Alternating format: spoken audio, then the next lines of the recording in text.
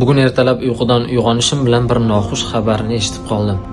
Kecha bir qancha hojilarimiz Buxoro shahridan umra ziyorati uchun yetib kelishgandi. Madina Munavvaraga borib joylashgan, oralarida 70 yoshdan oshgan bir hoji otamiz bordilar. U yerga yetib borib joylashib bo'lgandan keyin bomdod namozidan keyin o'z omonatlarini topshiribdilar. Qandayin go'zal xotima, shunday emasmi?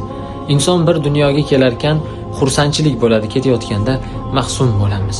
Lekin bu hoji otamiz umra safariga kelaman deb umra safariga yo'lga chiqib o'z omonatlarini topshiribdilar.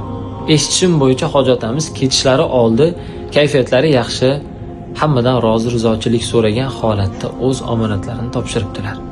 Endi esa Madina Munavvarada ular dafn qilinadilar.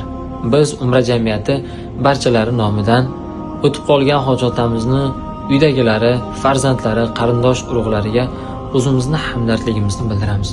Alloh ularni o'z rahmatiga olgan bo'lsin.